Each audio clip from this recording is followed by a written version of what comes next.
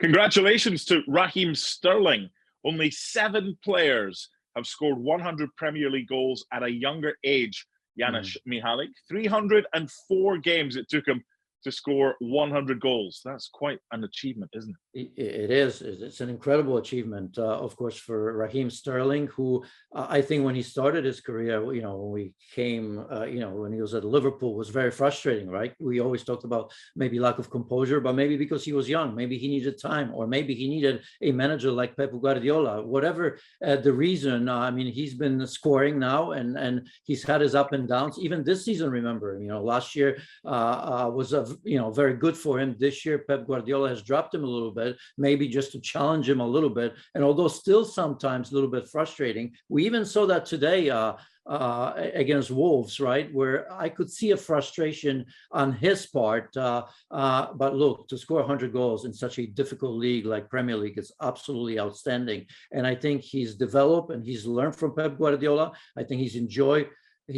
playing for such a great team as Manchester City. A little bit easier when you have players like that around you as well.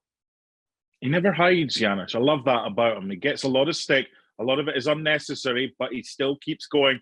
And if he misses a chance, you know what? He's there the next time. He might miss it again, but he's still back in there. And let's not forget, he's been absolutely excellent for England as well, right? Picks himself in the starting 11, delivers on the highest stage as well. So far, a great career for Raheem Sterling. Congratulations on 100 goals.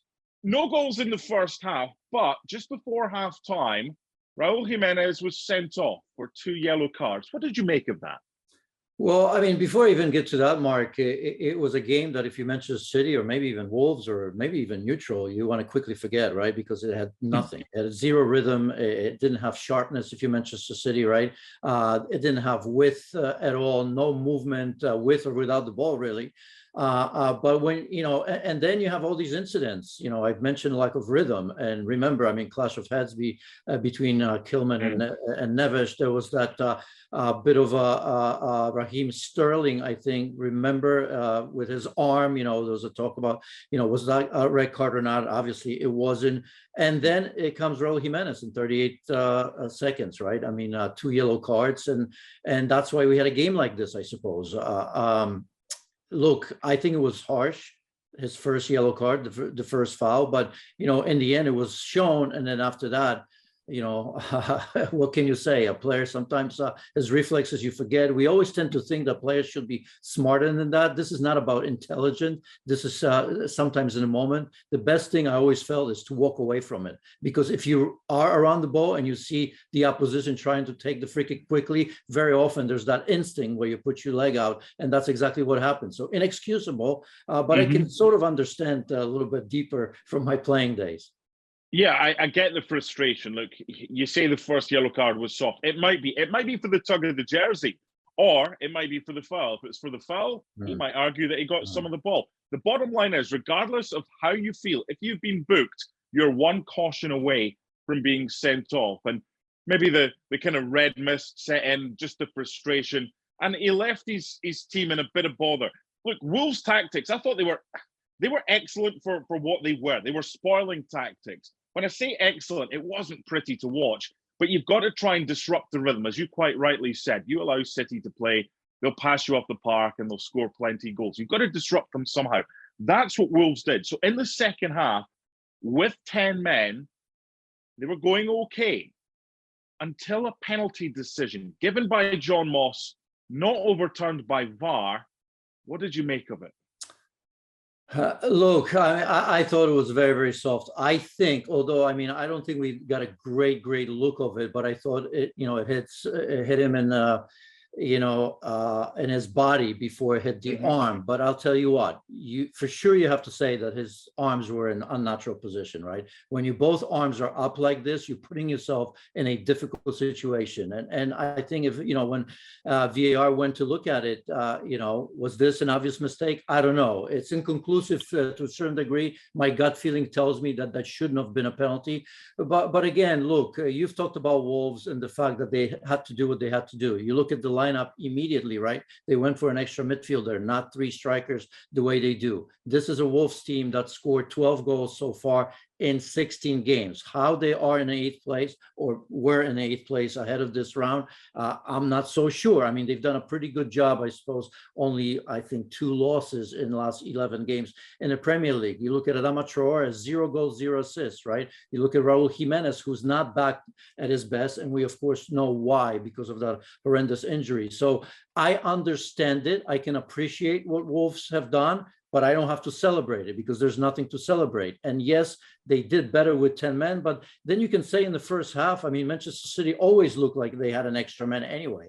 They just weren't sharp, and that's okay. Sometimes you have to win a game like this. It's 3 points. They know, Manchester City, that they will be at the top of the table when it's all said and done this weekend. And meanwhile, Wolves are where they are because they're hard to play against. They're hard to score against. City found that today. I want to go back to the penalty one. I thought you summed that up very well. People will look at that and go, why didn't VAR overturn that? If that decision is not given by John Moss on the field of play, I don't think there's any chance whatsoever. It's then given as a penalty by VAR. And I want to take you back to one of your comments about the whole clear and obvious decision. And it wasn't clear and obvious because how many times did we have to look at replays? I think there's one from behind the goal that you see and you're like, that's hit his body first, and then it's gone onto his arm. It's very difficult. So a referee's got to be sure before he can give a penalty. You can't use VAR as VAR will clean it up, because it can only clean things up when things are clear and obvious. For me, it's not a penalty. City got away with one there, although, as I said right at the start, they thoroughly deserved the win. Yeah, they did. And, I'm trying to get in the head of Moutinho. It's one of those, I mean, as a former defender, I mean, I certainly didn't want to run around with arms behind my back. That didn't seem natural. But I also have to tell you that rarely did I have my arms up, both of them. What I will tell you is I'm getting deeper and deeper there. I think he knew he was in trouble. What he was trying to do when that ball went, he almost wanted to extend that arm even higher because he knew he was in danger of that. And, as I look at that, I still think that wasn't a handball. It hit his body first. It hit his body first, but then it continued to travel, and it was so close that VAR deemed it that it wasn't clear and obvious mistake. But those arms were definitely in an unnatural position, and you're in danger. So I can understand. I can understand it both ways.